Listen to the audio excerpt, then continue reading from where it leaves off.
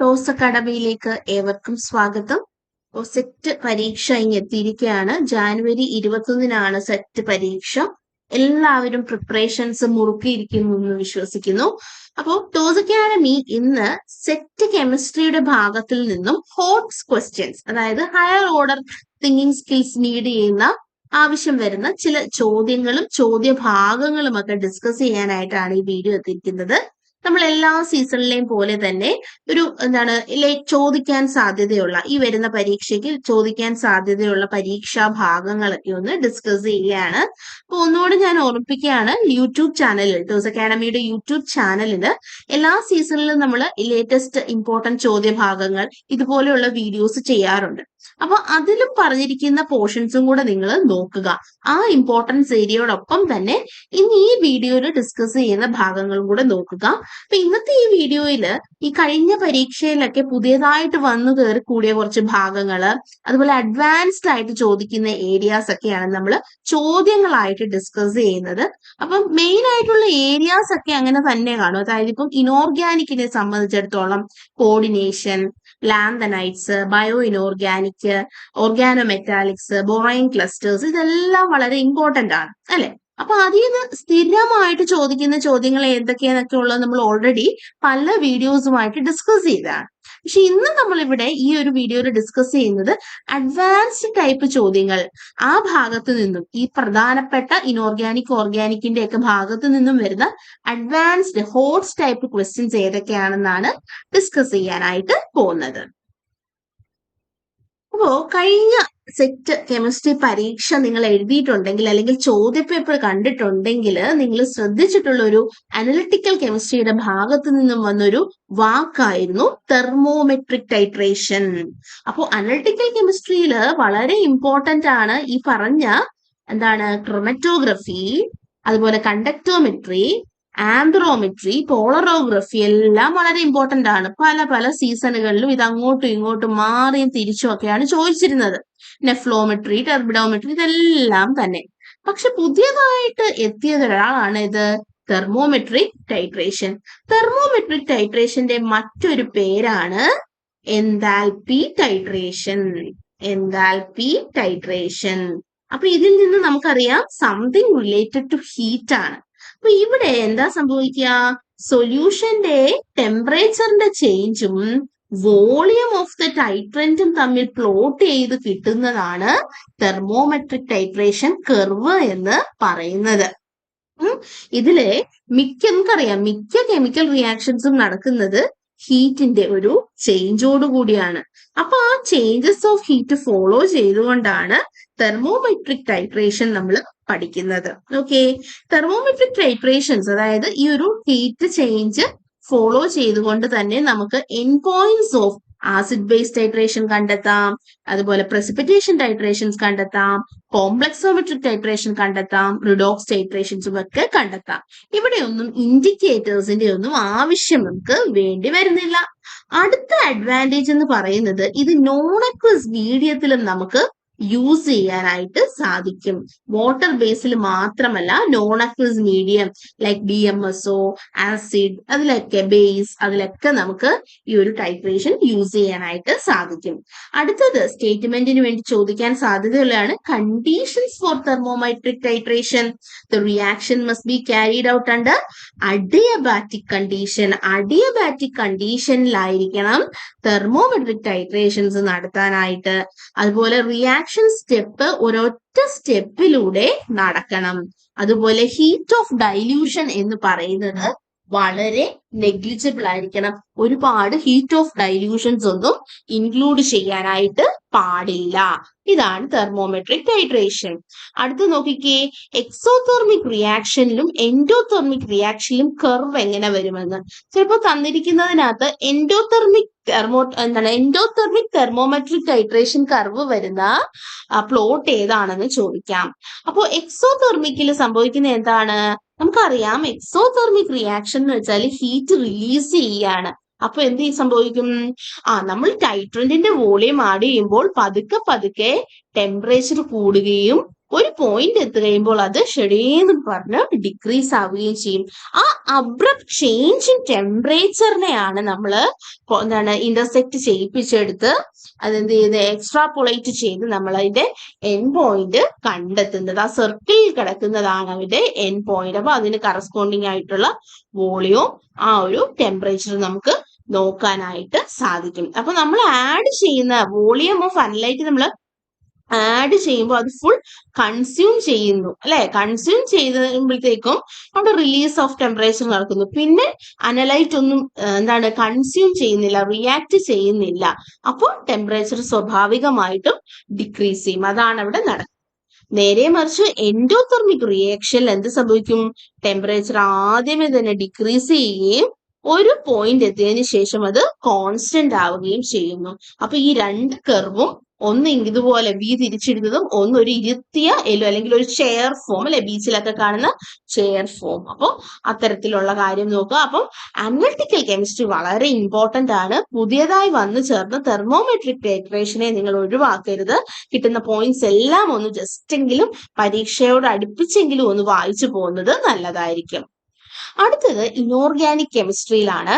Inorganic കെമിസ്ട്രിയിൽ ഞാൻ പണ്ടത്തെ പോലെ തന്നെ പറയുന്നു, ഇനോർഗാനിക്കിന്റെ കാമ്പ് ഭാഗം എന്ന് പറയുന്നത് coordination chemistry, organo metallics, lanthanide, borane clusters, bio inorganic എന്നിവയൊക്കെയാണ്.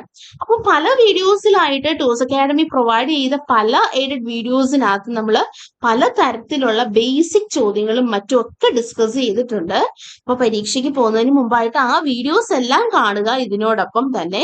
അപ്പൊ ഇന്ന് ഇതിനകത്ത് നിന്ന് നമ്മുടെ ഇനോർഗാനിക്കിന്റെ ഓർഗാനോ മെറ്റാലിക്സിൽ നിന്ന് നമ്മൾ ഡിസ്കസ് ചെയ്യുന്നത് 2015 ചോദിച്ചൊരു ചോദ്യമാണ്. കുറച്ച് എന്താ പറയുന്ന റെഫറൻസ് ടെക്സ്റ്റ് ഒക്കെ ഒന്ന് വായിച്ചാൽ മാത്രം, അല്ലെങ്കിൽ നമ്മൾ കോൺസെപ്റ്റ് അറിഞ്ഞുകൊണ്ട് കിട്ടുന്നതാണ്. പണ്ട് വിൽക്കിൻസൺ കാറ്റലിസ്റ്റ് ഏതാണ്, വിൽക്കിൻസൺസിന്റെ ഓക്സിഡേഷൻ നമ്പർ എന്താണ്, വിൽക്കിൻസൺസിന്റെ ഷേപ്പ് എന്താണ് എന്നൊക്കെ ചോദിച്ചിരിക്കുന്നിടത്ത് ഇപ്പൊ ചോദിച്ചൊരു ചോദ്യം ഇതാണ്: an efficient catalyst for hydrogenation of alkene is RHPP3-Cl. However, IRPPS3-Cl does not catalyze this reaction.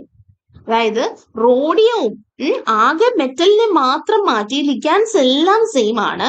Rhodium ഈ പറഞ്ഞ ആൽക്കീൻസിനെ ആൽക്കെയിൻ ആക്കുന്നു. ഹൈഡ്രോജനേഷൻ എന്ന് വെച്ചാൽ അഡീഷൻ ഓഫ് ഹൈഡ്രോജൻ ആണ് അല്ലെ.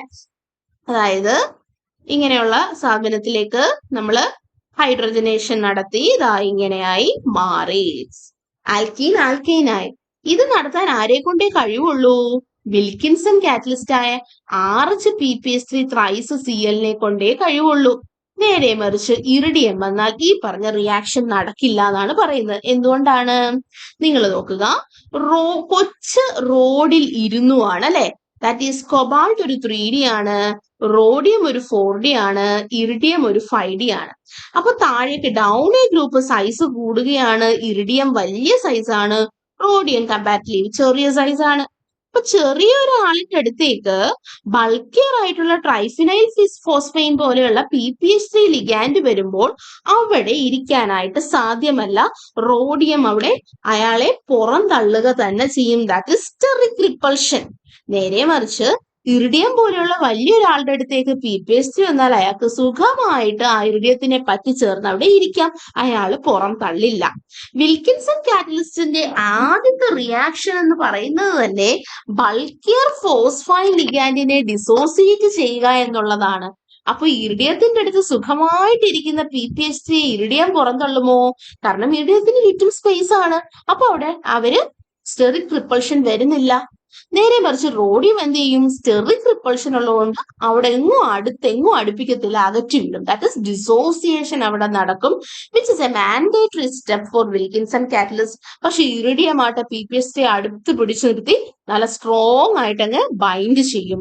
അപ്പൊ സ്വാഭാവികമായിട്ടും അവിടെ ആ ഒരു ഡിസോസിയേഷൻ, PPH3 ഡിസോസിയേഷൻ നടക്കില്ല.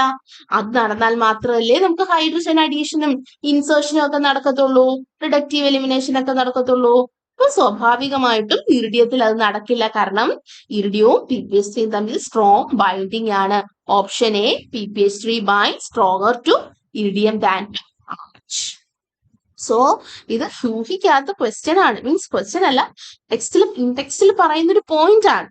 അപ്പൊ അവിടെ നിന്നൊക്കെയാണ് ചോദ്യങ്ങൾ വരുന്നത്. ഓക്കെ, അടുത്തത് കോർഡിനേഷൻ കെമിസ്ട്രി ആണ്. കോർഡിനേഷൻ കെമിസ്ട്രിയിൽ നിങ്ങൾ ഉറപ്പായിട്ടും സ്പെക്ട്ര നോക്കി പോണം, ടേം സിമ്പിൾ നോക്കി പോണം, മൈക്രോസ്റ്റേറ്റ് നോക്കി പോണം, ഓർഗൽ ഡയഗ്രാം നോക്കി പോണം, അതുപോലെ തന്നെ CFSE കാൽക്കുലേഷൻ നോക്കണം, ഷേപ്സ് നോക്കണം. അപ്പൊ അതോടൊപ്പം തന്നെ കുറച്ച് അഡ്വാൻസ്ഡ് ആയിട്ടുള്ള ഒരു ക്വസ്റ്റ്യൻ ആണ്. Intense red colour of iron bipyridyl thrice 2+. അതിന്റെ ഇന്റൻസ് റെഡ് കളറിന് കാര്യം എന്താണ്? നമ്മൾ പലപ്പോഴും LMCTയുടെ പല പോയിന്റ്സും കണ്ടിട്ടുണ്ട്, പല കോംപ്ലക്സും കണ്ടിട്ടുണ്ട്. ഇത് little bit different. Fe2+ D6 ആണ്. D6 മീൻസ് അതിൽ ഇലക്ട്രോൺ ഉണ്ട്. മെറ്റൽ ഇലക്ട്രോൺ റിച്ച് ആയി. അപ്പൊ മെറ്റലിന് ആർക്ക് ഇലക്ട്രോണിനെ കൊടുക്കാം? ഇലക്ട്രോൺ കുറവായ ലിഗാൻഡിലേക്ക് കൊടുക്കാം. That is metal to ligand charge transfer ആണ് intense red colour of iron ബൈപിരിഡലിന് കാരണക്കാരൻ. ഓക്കെ, അടുത്ത question. Complexes K2NiF6 and K3SCO6 are dart spin complexes. High spin ആണോ ലോ സ്പിൻ ആണോ? ഒറ്റയടിക്ക് ഫ്ലൂറിൻ കണ്ടു കഴിയുമ്പോൾ കയറി നമ്മൾ എന്തെഴുതും? ഹൈ സ്പിൻ എഴുതും. അവിടെ ഒരു തെറ്റുണ്ട്. ഓർക്കുക, ഏതൊരു മെറ്റലും അവരുടെ ഓക്സിഡേഷൻ സ്റ്റേറ്റ് 4 അതിൽ കൂടുതലോ ആണ് എങ്കിൽ ഒരു ലിഗാൻഡിനെ നിങ്ങൾ നോക്കണ്ട, ആ സിസ്റ്റം ലോ സ്പിൻ ആയിരിക്കും. പെയറിംഗ് നടത്തി ഡയാമാഗ്നറ്റിക്കിന് സാധ്യതയുണ്ടെങ്കിൽ അത് ഡയാമാഗ്നറ്റിക് ആയിരിക്കും. എപ്പോള്? സെൻട്രൽ മെറ്റലിന്റെ ഓക്സീകരണ സംഖ്യ അഥവാ ഓക്സിഡേഷൻ നമ്പർ എത്രയാവണം? 4 അതിലധികമോ ആയാൽ അവരെന്തായിരിക്കും? ലോ സ്പിൻ ആയിരിക്കും. നേരെ മറിച്ച് 4 താഴെയാണെങ്കിൽ ലിഗാൻഡിനെ നിങ്ങൾ നോക്കണം. K2NiF6 nickel is in +4 oxidation state. അപ്പൊ സ്വാഭാവികമായിട്ടും +4 ആണ്. 4ഉം അതിൽ കൂടുതലോ വന്നാൽ ഈവൻ ഫ്ലൂറിനാണെ പോലും that will be acting as low spin complex. Okay, അപ്പൊ ഇവിടെ എന്ത് സംഭവിക്കും? സ്പിൻ പെയറിംഗ് നടന്നത് ഡയാമാഗ്നറ്റിക്കും ആണ്. നേരെ മറിച്ച് K3COF6 CO is in +3 state. +3 4നേക്കാൾ ചെറുതാണ്. So I have to look for the ligand fluorine, and so that will be high spin ligand. ഇതൊക്കെ എക്സെപ്ഷണൽ കേസുകളാണ് കേട്ടോ. അടുത്തത് നമുക്ക് വളരെ ഇമ്പോർട്ടന്റ് ആണ് ബയോ ഇനോർഗാനിക്. ബയോ ഇനോർഗാനിക്കിൽ നമ്മൾ പല പിഗ്മെന്റ്സും കാര്യങ്ങളും ഒക്കെ പഠിക്കുന്നുണ്ട്, ഫോട്ടോസിന്തസിസ് ഒക്കെ പഠിക്കുന്നുണ്ട്. നമ്മൾ മറന്നുപോയൊരു കാര്യം ഉണ്ട്. മെറ്റലോ എൻസൈംസ് കാറ്റലൈസ് ചെയ്യുന്ന റിയാക്ഷൻസ് നമ്മൾ വാക്കാൽ പറഞ്ഞു പഠിക്കുന്നുണ്ട്. അപ്പൊ റിയാക്ഷൻസ് ഒക്കെ ഒന്ന് കണ്ട് നമ്മളൊന്ന് നോക്കുക. അപ്പൊ ആദ്യമേ തന്നെ ഞാൻ ഈ കോളം 2ൽ കിടക്കുന്ന മെറ്റലോ എൻസൈമിന്റെ ഫങ്ഷൻസ് എല്ലാം ഒന്ന് പറയാം. കോഎൻസൈം എന്ന് പറയുന്നത്, കോഎൻസൈം B12ന്റെ ഒരു ഫംഗ്ഷൻ ആണ് hydroxylation. Cytochrome P450 oxidation, cytochrome OC oxidase reduction, catalyse decomposition of hydrogen peroxide. അപ്പൊ എന്റെ ഫസ്റ്റ് കോളം 1 റിയാക്ഷൻ നോക്കിക്കേ. RHും O2ഉം കൂടെ ചേർന്ന് ROH ആയി. ദാറ്റ് ഈസ് Hലേക്ക് ഒരു ഓക്സിജൻ ഇൻസേർട്ട് ചെയ്യപ്പെട്ടു. അഡീഷൻ ഓഫ് ഓക്സിജൻ എന്ന് പറയുന്നത് എന്താണ്? ഓക്സിഡേഷൻ ആണ്. സോ ഇവിടെ ഓക്സിഡേഷൻ സഹായിക്കുന്നത് സൈറ്റോക്രോം P450 ആണ്. സോ Pക്ക് നേർക്ക് 2 എഴുതുന്നു ഞാൻ. Okay, clear? നെക്സ്റ്റ് നോക്കിക്കേ. O2 + 4 electron + 8H+ giving 2H2O. O2 എന്തായി മാറി? H2O ആയി മാറി. O2ന്റെ കൂടെ ആരെ കയറ്റി? ഹൈഡ്രജനെ ആഡ് ചെയ്തു. ഹൈഡ്രജന്റെ addition is simply reduction. Here reduction is connected with cytochrome C oxidase. Q എന്ന് പറയുന്നത് 3 ആയി മാറുന്നു. ക്ലിയർ ആണോ? അടുത്തത് നോക്കിക്കേ. H2O2 H2Oവും O2വുമായി ദാറ്റ് ഇസ് വിഘടനം നടന്നു. That is decomposition of H2O2 and it is connected to catalase. So R is equal to 4. And final one, NH2CH2COH, that is a amino acid. അത് എന്തായി മാറി? NH2CH2OH. ഹൈഡ്രോക്സിലേഷൻ നടന്നു. OH ഗ്രൂപ്പിനെ insert ചെയ്യപ്പെട്ടു.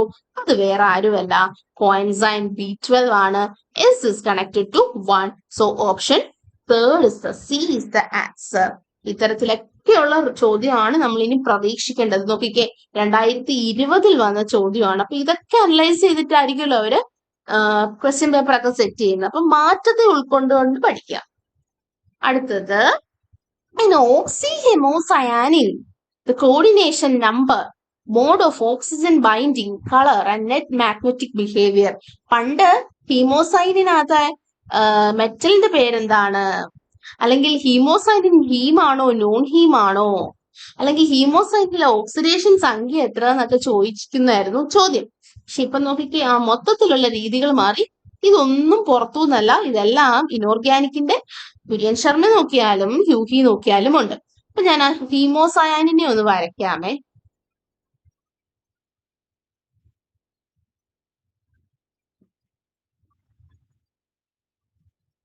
ഇത് NH histidine ആണ്. ഹിസ്റ്റിഡിന്റെ nitrogen ആണ്. നിങ്ങൾ നോക്കിക്കേ, ഇതിന്റെ നമ്മുടെ എന്താ പറയാ കോർഡിനേഷൻ നമ്പർ നോക്കിക്കേ, 1 2 3 4 5. സോ കോപ്പറിന്റെ coordination number 5. Mode of oxygen binding അത് കൃത്യമായിട്ട് ഉണ്ട്, eta2 മോഡാണ്. നിങ്ങൾ ഹ്യൂഹി കുര്യൻ ശർമ്മ ഒക്കെ നോക്കിയാൽ മതി.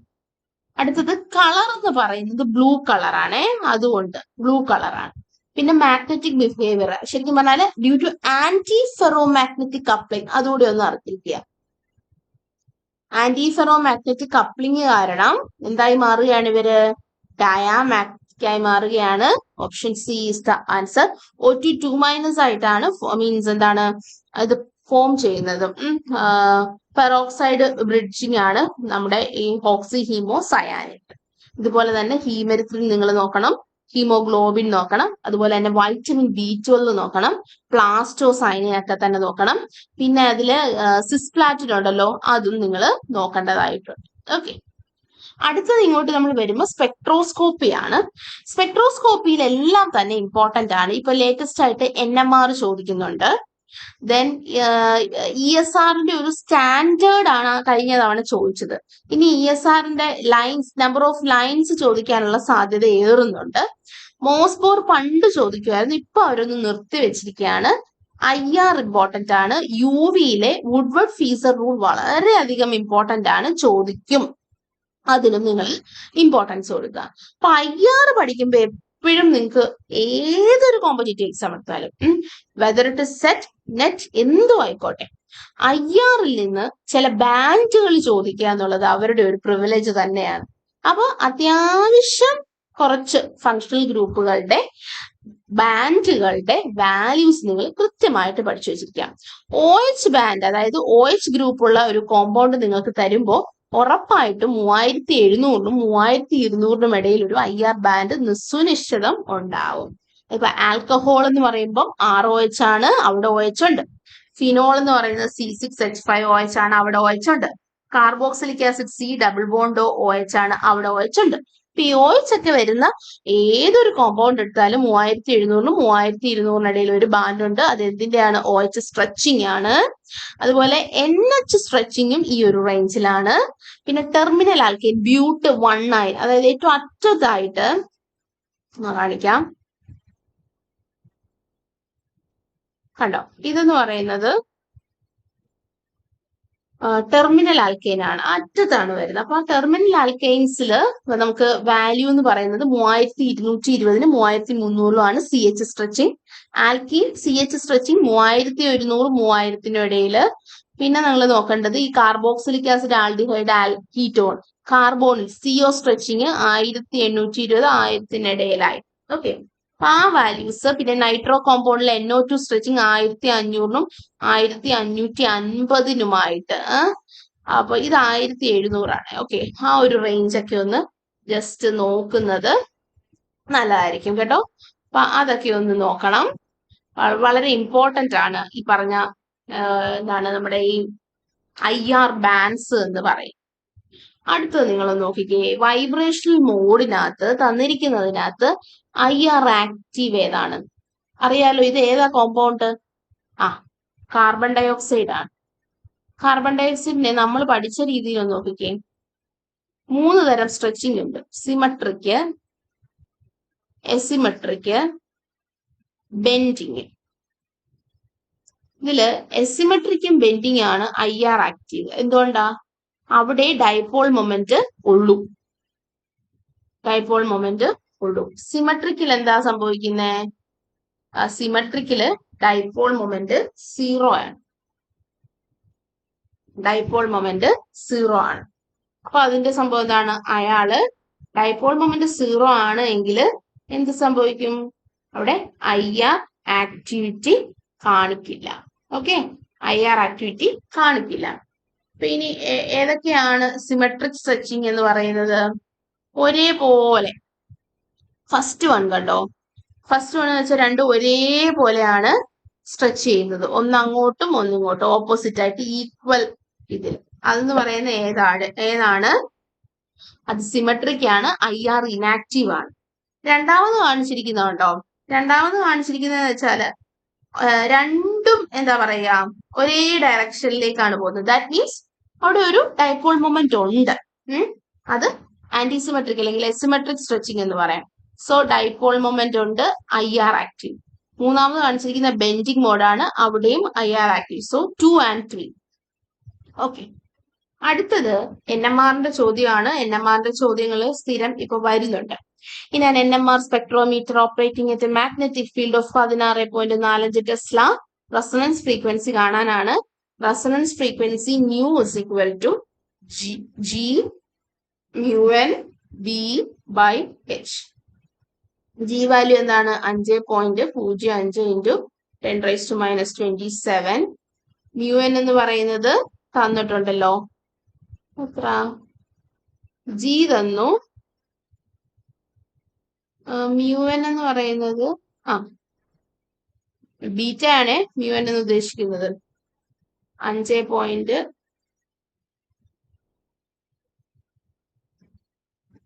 G എന്ന് പറയുന്നത് 5.255 ആണ്. ബീറ്റ n അല്ലെങ്കിൽ mu n ആണ് 5.05. പിന്നെ ഏതാ? B magnetic field 16.45.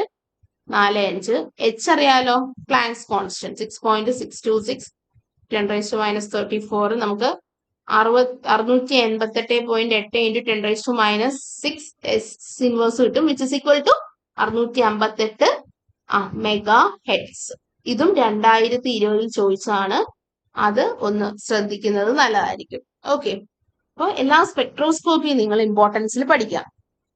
അടുത്തത് ഇൻഡൻസ് ബാൻഡ് തരുന്നത് IRനകത്ത് ഓർക്കുക, ഇൻഡൻസ് ബാൻഡ് ഇലക്ട്രോനെഗറ്റിവിറ്റി ഡിഫറൻസുമായിട്ട് റിലേറ്റഡ് ആണ്. ഏറ്റവും ഇലക്ട്രോനെഗറ്റിവിറ്റി ഡിഫറൻസ് വരുന്നത് ഇവിടെ, ഏറ്റവും ഇലക്ട്രോനെഗറ്റീവ് ആറ്റം ഇതിൽ ഓക്സിജൻ ആണ്. സോ അവിടെയാണ് ഡിഫറൻസ് കൂടുതൽ. സോ ഏതിനാണോ ഇലക്ട്രോനെഗറ്റിവിറ്റി ഡിഫറൻസ് കൂടുതൽ അയാളായിരിക്കും ഇൻഡൻസ് ബാൻഡ്, ദാറ്റ് ഇസ് OH ആയിരിക്കും. അടുത്തത് സ്റ്റീരിയോ കെമിസ്ട്രി ആണ്. സ്റ്റീരിയോ കെമിസ്ട്രിയുടെ ഭാഗത്തു നിന്നും എന്താണ് കോൺഫിഗറേഷൻ തന്നിട്ട്, കോമ്പൗണ്ട് തന്നിട്ട് കോൺഫിഗറേഷൻ R ആണോ S ആണോ എന്നൊക്കെ ചോദിക്കാനുള്ള സാധ്യത ഒരുപാടാണ്. അപ്പൊ അത്തരത്തിലുള്ള ചോദ്യങ്ങൾ ചോദിക്കുമ്പോൾ പെട്ടെന്നൊരു ഷോർട്ട് കട്ട് ഞാൻ പറഞ്ഞു തരാം. നിങ്ങൾക്ക് അറിയാമല്ലോ, നമ്മുടെ കാനിൻ കോൾട്രി ലോഗ് റൂൾസ് ഒക്കെ അനുസരിച്ച് ഹയർ വെയിറ്റ് ഉള്ള മോളിക്കുലാർ വെയിറ്റ് ഉള്ള ആൾക്കാർക്കും ഏറ്റവും പ്രയോറിറ്റി ആദ്യമേ കൊടുക്കുന്നത്. ഏറ്റവും ലോവസ്റ്റ് ആക്ക് ലീസ്റ്റ് പ്രയോറിറ്റി ഗ്രൂപ്പ്. അപ്പം നമുക്കറിയാം 4 എണ്ണമാണ്, 1 2 3 4. 1 ഏറ്റവും, ഇപ്പം ഈ ഫസ്റ്റ് കോമ്പൗണ്ട് തന്നെ നോക്കുക, ഇതില് N-നാണ് വെയിറ്റ് കൂടുതൽ, NH2-ന്. സോ അതിന് 1 കൊടുത്തു. അതിനുശേഷം C വന്നു 2. അതിനുശേഷം, കാരണം ഈ C രണ്ടിടത്തും C-ലേക്കാണ് സെൻട്രൽ കാർബൺ അറ്റാച്ച് ചെയ്തിരിക്കുന്നത്. ബട്ട് തേർഡില് C കഴിഞ്ഞാൽ H ആണ്, ഇവിടെയോ C കഴിഞ്ഞാൽ O ആണ്. സോ സ്വാഭാവികമായിട്ട് സെക്കൻഡ് പ്രയോറിറ്റി അവിടെ, തേർഡ് പ്രയോറിറ്റി CH3ക്ക്, ലീസ്റ്റ് പ്രയോറിറ്റി ഹൈഡ്രജന്. അപ്പൊ ഇനി ശ്രദ്ധിക്കുക, നിങ്ങൾക്കറിയാം ഹൊറിസോണ്ടൽ ലൈൻ എന്ന് വെച്ചാൽ നമ്മുടെ സ്ട്രെയിറ്റ് ലൈൻ, വെർട്ടിക്കൽ ലൈൻ എന്ന് വെച്ചാൽ ഇതാ ഇങ്ങനത്തത്.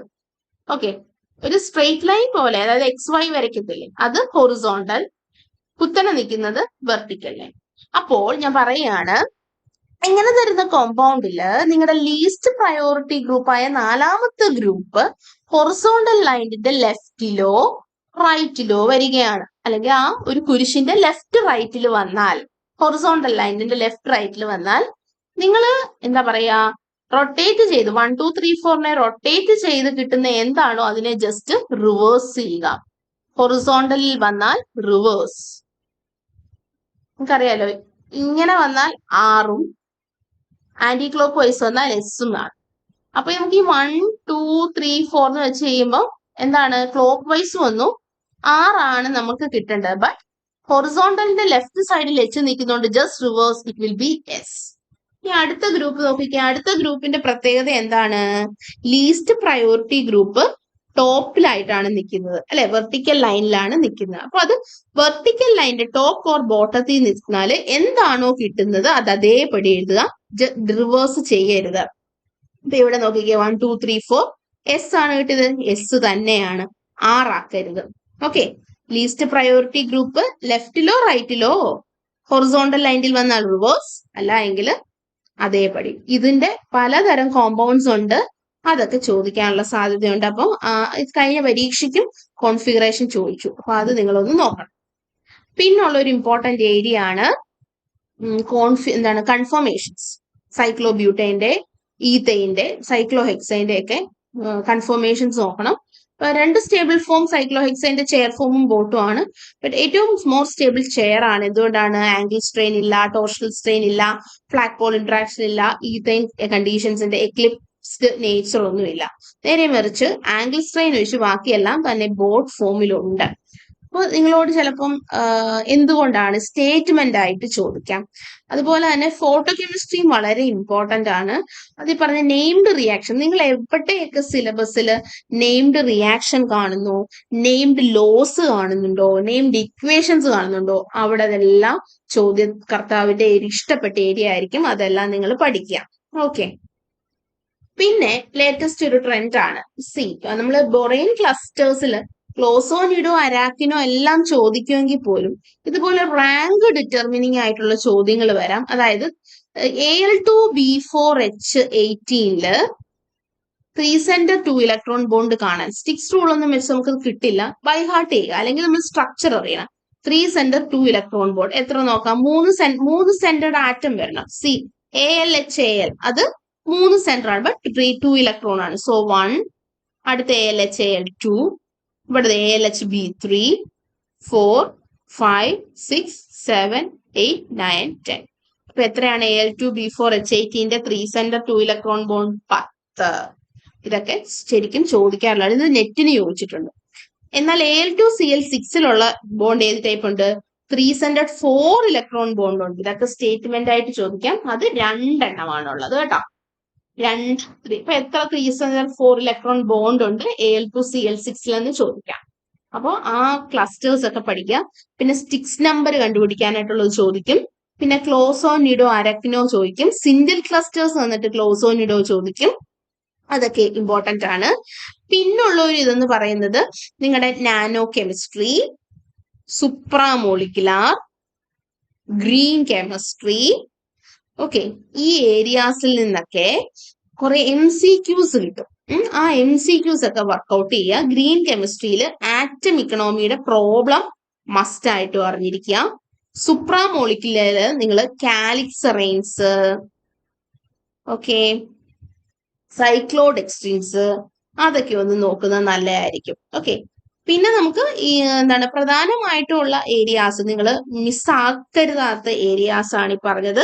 അതുപോലെ തന്നെ ഗ്രൂപ്പ് തിയറിയിലെ കുറച്ച് പ്രോബ്ലംസ്, അത് നമ്മൾ കഴിഞ്ഞ സീസണിലെ വീഡിയോസിൽ മോസ്റ്റ് ഇമ്പോർട്ടന്റ് ക്വസ്റ്റ്യൻസ് വരുന്ന വീഡിയോസിൽ അത് ഓൾറെഡി ഡിസ്കസ് ചെയ്തിട്ടുണ്ട്. അതുകൊണ്ടാണ് ഇവിടെ അത് റിപ്പീറ്റ് ചെയ്യാത്തത്. അപ്പൊ ഗ്രൂപ്പ് തിയറി നിങ്ങൾ പഠിക്കണം. അതുപോലെ തന്നെ പോയിന്റ് ഗ്രൂപ്പ് നിങ്ങൾ പഠിക്കുക. പിന്നെ VSEPR വെച്ച് ഷേപ്സ് അത് സ്ഥിരം ചോദിക്കുന്നതാണ്. ഷേപ്സ് ഓഫ് ദ മോളിക്യൂൾ കണ്ടുപിടിക്കാൻ. അപ്പൊ അതിനും നിങ്ങളൊന്ന് ഇമ്പോർട്ടൻസ് കൊടുക്കുക. ഇന്ന് നമ്മൾ ഡിസ്കസ് ചെയ്തതെല്ലാം കുറച്ച് ഹയർ ഓർഡർ ടൈപ്പ് ക്വസ്റ്റ്യൻസ് ആണ്. ഷേപ്സ് ഓഫ് ദ മോളിക്യൂൾ ഒക്കെ കോമൺ ആയിട്ട് ചോദിക്കുന്നതാണ് സെറ്റ് എന്നല്ല ഏതിലാണല്ലോ. അതുകൊണ്ടാണ് ഇവിടെ വീണ്ടും റിപ്പീറ്റ് ചെയ്യാത്തത്. ബട്ട് നിങ്ങൾ അതൊക്കെ ഇമ്പോർട്ടന്റ് ആണ്, അതൊക്കെ ചോദിക്കുന്നതാണ്. ഇന്ന് ഡിസ്കസ് ചെയ്തത് കുറച്ച് ഹയർ ഓർഡർ ആണെന്നേ ഉള്ളൂ. അപ്പൊ ഞാൻ ഒന്നുകൂടെ ഒരു കാര്യം ഓർമ്മിപ്പിക്കുകയാണ്. നിങ്ങൾ ഇപ്പോഴത്തെ ഒരു കോൺട്രവേഴ്സീസ് ഒക്കെ കേട്ടിട്ടുണ്ടാവും. അതായത് ആ ഒരു UGC അപ്രൂവ്ഡ് ആണെന്നൊരു തെറ്റിദ്ധാരണ വന്നുകൊണ്ട് പലരിലും ചിന്ത വന്നിരുന്നു നെറ്റിന് ഇക്വലന്റ് ആണ് നമ്മുടെ കേരള സെറ്റ് എന്നും. അങ്ങനെ ഒരു കൺഫ്യൂഷൻ വന്നതിന് ഭാഗമായിട്ട് UGC അപ്രൂവ്ഡ് അല്ല സെറ്റ് എന്നും പറഞ്ഞ് ആ കൺഫ്യൂഷൻ ഒഴിവാക്കാനായിട്ട് കോളേജ് വകുപ്പ്, വിദ്യാഭ്യാസ വകുപ്പ് അത് റദ്ദാക്കി. അപ്പൊ ശരിക്കും പറഞ്ഞാല് അന്യസംസ്ഥാന സെറ്റ്, നെഗറ്റീവ് ഇല്ലാത്ത അന്യസംസ്ഥാന സെറ്റ് നെറ്റിന് ഇക്വലന്റ് ആയപ്പോൾ നെഗറ്റീവ് ഇല്ലാത്ത നമ്മുടെ കേരള സെറ്റ് UGC അപ്രൂവ്ഡ് ആയില്ല. അപ്പൊ അത് നമ്മുടെ കേരള സെറ്റിന്റെ ഒരു ന്യൂനതയാവുകയും അപ്പൊ മിക്കവാറും അത് സർക്കാരും വിദ്യാഭ്യാസ വകുപ്പ് അത് പുനഃപരിശോധിക്കാനൊരു സാധ്യതയുണ്ട്. നമ്മുടെ സെറ്റും UGC അപ്രൂവ്ഡ് ആക്കാൻ ഒരു ശ്രമം നടത്തും. അപ്പൊ അതിന്റെ ഫലമായിട്ട് ഈ ഒരു നിലവാരത്തിലായിരിക്കില്ല അങ്ങനെ വരുമ്പോൾ പരീക്ഷ നടക്കുന്നത്. അപ്പൊ നിങ്ങൾ ചെയ്യേണ്ടത് എത്രയും പെട്ടെന്ന് നമ്മൾ ഇപ്പോഴത്തെ സെറ്റ് തന്നെ ട്രാക്ക് ചെയ്യുക. ഇത്തവണത്തെ സെറ്റ് തന്നെ നിങ്ങൾ ട്രാക്ക് ചെയ്യുക. എന്നാൽ മാത്രമേ നമുക്ക് ഇനി എന്താണ് അടുത്ത തീരുമാനം എന്നൊന്നും അറിയാൻ പറ്റില്ല. അത്യാവശ്യം ഒരു കോൺട്രവേഴ്സി ആയ ഒരു ഓർഡർ ആയിരുന്നു അത്. അതുകൊണ്ടാണ് ഞാൻ പറയുന്നത്. അപ്പൊ പുനഃപരിശോധനയൊക്കെ നടന്ന് ചിലപ്പം LBSും അവരും കൂടെ ചേർന്ന് നിന്ന് UGC അപ്രൂവ്ഡ് ആക്കാനൊക്കെയുള്ള ഒരു ശ്രമത്തിലേക്ക് പോകാൻ സാധ്യത 90% കൂടുതലാണ്. അപ്പോൾ ചോദ്യത്തിന്റെ നിലവാരം മാറും.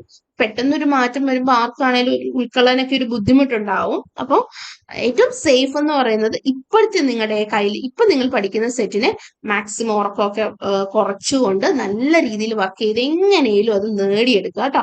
അപ്പൊ നല്ല രീതിയിൽ ഹാർഡ് വർക്ക് ചെയ്താൽ അതിന്റെ റിസൾട്ട് കിട്ടും.